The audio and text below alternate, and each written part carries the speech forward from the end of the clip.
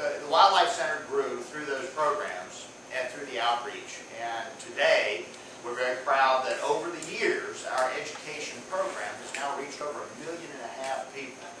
Most of the people, when we reach them, are children, typically elementary school kids. Now, one of the things that, if they really want to needle me around here, Kelly Matherly, who many of you know as the woman who sends out the notices of the Eagle releases, Kelly was in elementary school when I met Kelly, and I came to her school and the program, and she shares that story frequently.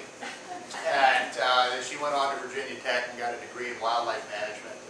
I've been with the Wildlife Center now for years, and she points out that, yeah, this guy with a bird came to her elementary school, but the truth is that if we only, every now and then, get somebody as motivated as she is, I don't mind being the guy with the bird in the last century, which literally I was.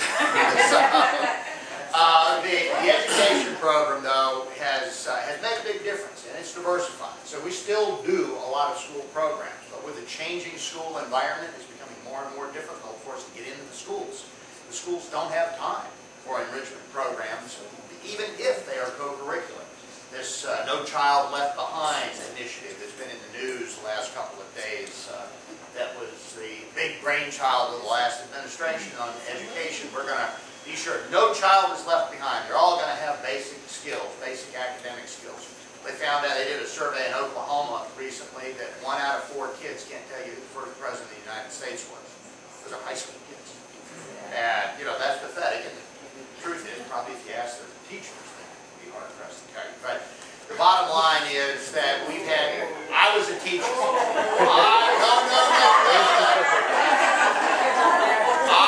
was a teacher for 5 years, did my graduate work in education, and I'll tell you, your teacher education is not what teacher education is today. Anybody in here diagram sentences? Ask kids today about diagramming sentences, they look at you like you're from the moon. And what they do is they change the rules of grammar to accommodate the vernacular. Not my way of teaching. So, in any case, the truth is they did survey some of the teachers, and that's an appropriate indignation. Teachers don't know about nature anymore. Not all of them. Not the ones for teaching kids in the city schools, because in the curriculum, environmental education has been dropped. And in college curriculums, the liberal arts in many cases have been dropped, which require you to take a diversity of training. So we're having a tough time. Teachers are having to teach to the test. Am I wrong about that? No. And teachers are probably not really excited about the standards of learning, telling them how they've got to teach, and you know, we're dealing with it. The principals are not returning phone calls when we're trying to give away free education programs. Kid you not. Dave Matthews Band has a big foundation in Charlottesville. They fund us to do programs in all of the schools in the Charlottesville, Albemarle, Nelson County area that are schools that have economically challenged student population. We can't give the program. And how do you deal with it? Well, we're having to deal with it by going around the schools. We're having to deal with it by going straight to the kids through the public libraries. We're now working to develop our technology and get, I'm sorry to say, wildlife programs on the internet. We hate reducing wildlife to two-dimensional images, but we still got to get to the kids. And right now, the texting generation is needing to be reached in a way that's very different from the way that our generation was reached. And we're working on it. That's why we've got so many young people working here. They do stuff I don't even know what they're doing. It's, oh, well, we're doing the Twitter widget.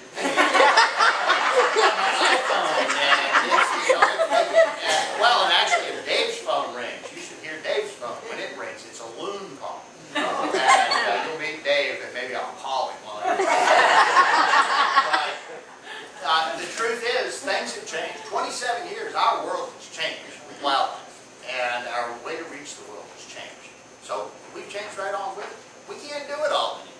So our business today is training people. We do workshops for teachers to help them find ways that don't cost money, that they don't have to go to the principal and get budget money or their department head or any of the things I used to struggle with when I was 70s, and we hear it all the time from the schools. We don't have the money, we don't have the money. Well, there's so many things to raise the just kind of consciousness level of kids. It doesn't take a nickel. And those are the kinds of things. Yeah. Does the center have a Facebook or Twitter page? We do. We have a Facebook page. Okay. We have a Facebook page. In fact, the last thing I did before walking into this room was posting the video that was on Channel 8 in Richmond last night that they shot yesterday. The Wildlife Center's programs have changed a lot. Back in about 1985, when we first moved from the barn into the American Dream, a double-wide trailer on an acre of ground in Weir's Cave, Virginia, we really thought we'd moved uptown because we had indoor plumbing. In fact, we had any plumbing. In the barn, we didn't have any at all. And in the wintertime, we'd have to put food into the refrigerator to warm it up to feed to the birds. And in fact, we used to have winters. And we found that there was a great interest in what we did. We had the first vet student from Virginia Tech who called us up out of the blue and said, "Hey, I'm a fourth-year vet student.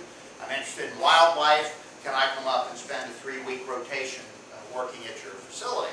We thought, sure, why not? You know, an extra set of hands. Well, it turned out to be a real good experience. And then the word of mouth got the word out, got it spreading. Then more and more Virginia Tech students coming, more and more and more. And then we finally had a steady flow. One there all the time. And then in 1988, we decided that we needed to kick it up a notch and we needed some more full-time veterinary help. And we started our first 1-year postdoctoral internship in clinical wildlife medicine back in 1988, first one in the country. And it was a new graduate from Virginia Tech, Dr. Deb Anderson, who was our first intern. She's now one of the veterinarians at the Brevard County Zoo, I believe it is, down in Florida, or maybe it's Broward County. But anyway, they're one of the zoos in the Miami, Fort Lauderdale area. But she was our first intern, and since then we have had 21 or 22 1-year postdoctoral interns. These are often very experienced veterinarians who come, spend a full year working in our clinics, caring for wildlife, and then they go off and do other things. And some of the other things they've done, one started a wildlife care center in Oregon. We've got a number that went on to zoo medicine. The state wildlife vet in North Dakota was one of our interns, and then several of the interns have gone on to the most prestigious residency programs, which is very high level of veterinary training. Just like a residency in human medicine. If you want to be a brain surgeon, you go to an MD, and then to get the advanced training, you do residencies in neurology or neurosurgery or whatever you're doing. Well, we had one of only 12 residencies in zoo and wildlife medicine, so we had that going for a while. But now we dropped back from the residencies, and now we're feeding interns. So we've got interns in residencies. We have National Zoo, St. Louis Zoo, Southeast Cooperative Wildlife Disease Unit, North Carolina State University, and now University of California at Davis.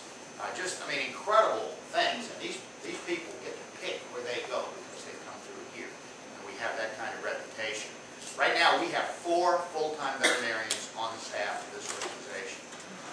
We're a little overwhelmed sometimes at just how far we have come, but I'm really the only one old enough to know it, so I spend most of my time being overwhelmed for everybody else.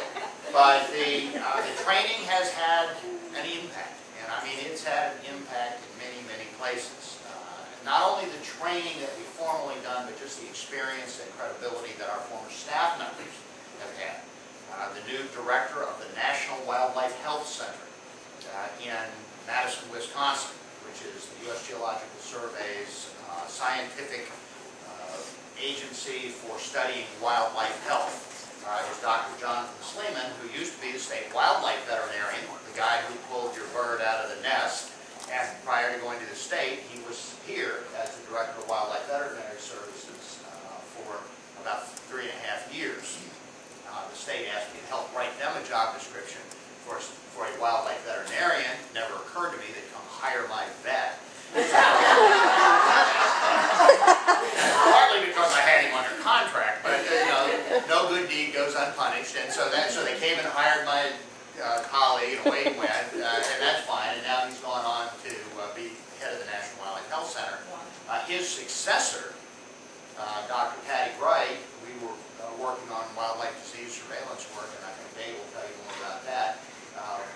As part of our work, we were negotiating and working with the U.S. Geological Survey, and she came in and said, well, they don't want to work with us anymore. And I said, well, why not? And she said, well, and this is kind of distilling 3 weeks of very intense conversations down to one liner. She said, well, I'm going to work for them. And so she left us.